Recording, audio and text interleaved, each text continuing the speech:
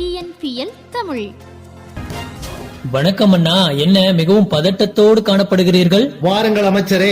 ஒன்றுமில்லை, அரண்மனையில் நின்று வேடிக்கை பார்த்துக் கொண்டிருந்தேன். நீங்கள் அதிக நேரம் அதை மட்டும் தான் செய்கிறீர்கள். அப்போது திடீரென்று ஒரு இளைஞன் ஓடி வந்து என்னுடைய கையில் ஒரு நோட்டீஸை கொடுத்து விட்டு சென்று விட்டான். அநேகமாய் அவன் வெளிநாட்டிலிருந்து வந்தவனாக இருப்பான். இல்லை என்றால் நாட்டின் மன்னரிடம் நேரடியாக ஓடி வந்து நோட்டீஸ் கொடுப்பானா? மேலே சொல்லுங்கள். அந்த பிரசுரத்தில் இருந்தது எல்லாம் ஆங்கிலத்தில் அச்சடிக்கப்பட்டிருந்தது. அநேகமாய் அவன் பொருட்களை விற்கும் விற்பனையாளனாக இருக்கலாம். ஏனென்றால் அவன் கொண்டு வந்த பையை காட்டி அந்த பிரசுரத்தையும் காட்டி இது வேண்டுமா என்பதை போல சைகை செய்து காட்டினான். எனக்கு ஒன்றும் புரியாமல் நான் விழிபிதுங்கி நின்றேன். பிறகு என்ன செய்தீர்கள் மன்னா? அந்த பிரசுரத்தை அவன் கையிலேயே கொடுத்து நீ எதிர் தெருவுக்கு செல் என்பதை போல சைகை காட்டிவிட்டு குடுகுடுவென்று அரண்மனைக்குள் வந்து புகுந்து விட்டேன். உங்களுக்கு நகைப்பாக இருக்கிறதா? எனக்கு மிக வருத்தமாக இருக்கிறது அமைச்சரே. சரி விடுங்கள் மன்னா.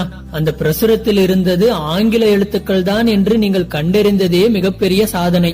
அமைச்சரே, என்னுடைய பதட்டத்தை கோபமாக்கி விடாதீர்கள். சரி விடுங்கள் மன்னா. நான் தான் அந்நிய மொழியை படிப்பதில்லை என்று எத்தனை முறை சொல்லுகிறேன். ஏன் இது யாருக்கும் புரிவதில்லை? ஏன் என்னையே சீண்டிக் கொண்டிருக்கிறார்கள்? இனிமேல் காவலர்களை தாண்டி அமைச்சர்களை தாண்டி என்னிடம் எந்த ஆங்கில பிரதிகளும் வரக்கூடாது என்று கட்டாயமாக ஆணையிட்டு விடுங்கள். சரி மன்னா, இது அரண்மனைக்குள் சாத்தியம். ஒருவேளை நீங்கள் நகர்வலம் செல்லும் பொழுது யாராவது உங்களிடம் நேரில் வந்து ஆங்கிலம் பேசினாலோ அல்லது ஆங்கில எழுத்துக்கள் கொண்ட மனுவை கொடுத்தாலோ என்ன செய்வீர்கள்? அதுதான் எனக்கும் ஒன்றும் புரியவில்லை. எப்படியும் உங்களை தாண்டி என்னிடம் வரப்போவதில்லை. இருந்தாலும் நான் அந்நிய மொழிகளை படிப்பதில்லை என்கிற செய்தி மக்களுக்கு எப்படியாவது தெரிவிக்க வேண்டும். அதற்கு என்ன செய்யலாம்? சரி மன்னா, அதற்கு ஒரு வழிமுறை சொல்லுகிறேன். என்ன வழிமுறை? உங்களுக்கு ஆங்கிலம் தெரியவே தெரியாது என்று தெள்ள தெளிவாக தங்கத்தமிழில் சொல்லி ஒரு வீடியோவை பதிவு செய்யுங்கள். அதற்கு ஒரு ஹேஷ்டேகை உருவாக்குங்கள். என்னவென்று? எனக்கு ஆங்கிலம் தெரியாது போடா. நன்றாக கேட்டுக்கொள்ளுங்கள். எனக்கு ஆங்கிலம் தெரியாது போடா என்ற ஒரு ஹேஷ்டேகை உருவாக்கி அந்த வீடியோவை பரப்பி விடுங்கள். அது உடனே ட்ரெண்டிங் ஆகிவிடும். உங்களுக்கு ஆங்கிலம் தெரியாது என்ற செய்தியும் மக்களுக்கு தெரிந்தது போல இருக்கும். நீங்களும் உடனே ஃபேமஸ் ஆகி விடுவீர்கள்.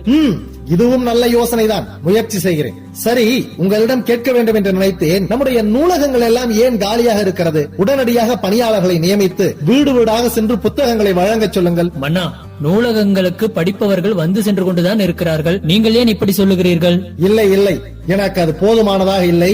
உடனடியாக வீடு வீடாக சென்று புத்தகங்களை வழங்க சொல்லுங்கள். சரி மன்னா, உங்கள் பேச்சுக்கு மறுபேச்சு ஏது? உடனே ஆவண செய்கிறேன். ஆனால் ஒன்று, அப்படி சென்று புத்தகத்தை வழங்குகிற போது அதற்கு சர்வீஸ் சார்ஜ் வழங்க வேண்டும் என்று மக்களிடம் கட்டாயமாக சொல்லிவிடுங்கள். அதுதானே பார்த்தேன்.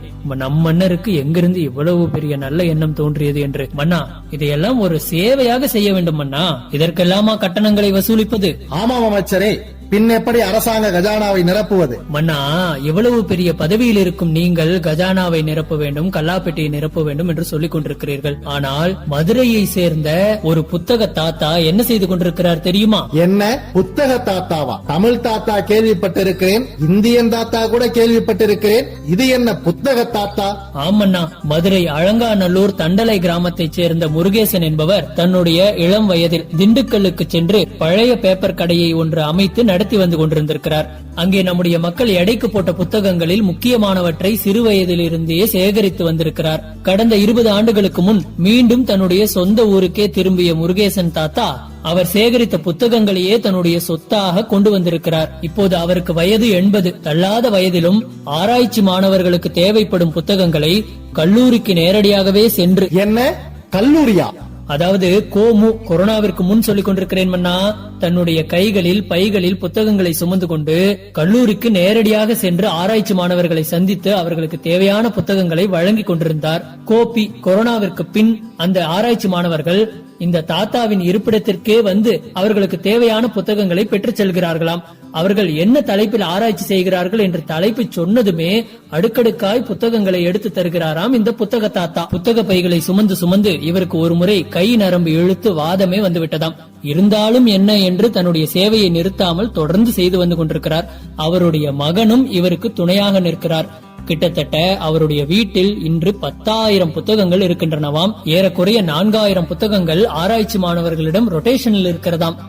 புத்தக தாத்தாவின் பணி மிக சிறப்பானதுதான். இருந்தாலும் இதற்கு கட்டணம் வசூலிக்காமலா இருந்திருப்பார்? அதுதான் இல்லை மன்னா, இதற்காகத்தான் இதை உங்களிடம் சொல்லவே வந்தேன். அவருடைய சேவைக்கு கட்டணமாக யாராவது பணம் கொடுத்தால் அதை வாங்காமல் அதற்கு பதிலாக ஏதாவது ஒரு நல்ல புத்தகத்தை வாங்கி தர சொல்லி வாங்கி வைத்துக் கொள்கிறாராம். தள்ளாடும் வயதில் இருக்கும் புத்தக தாத்தாவே கைமாறு கருதாமல் இந்த சேவையை செய்து வரும்போது நாட்டின் மன்னராகிய நீங்கள்... சரி சரி விடுங்கள் அமைச்சரே, எனக்கு புரிந்து விட்டது. என் அறிவு கண்ணை திறந்து விட்டீர்கள். இனிமேல் நம்முடைய பணியாளர்களை வீடு வீடாக சென்று மக்களுக்கு தேவையான புத்தகங்களை டோர் டெலிவரி செய்ய சொல்லுங்கள். என்ன அமைச்சரே, நான் எவ்வளவு முக்கியமான செயலை சொல்லிக் கொண்டிருக்கிறேன், நீங்கள் எதையோ தேடிக்கொண்டிருக்கிறீர்கள். அது ஒன்றுமில்லை மன்னா, சிறிது நேரத்துக்கு முன் ஏதோ அறிவுக்கண்ணை திறந்ததாக சொன்னீர்களே, அந்த அறிவுக்கண் எங்கே இருக்கிறது என்றுதான் தேடிக்கொண்டிருக்கிறேன். TNPL தமிழ்.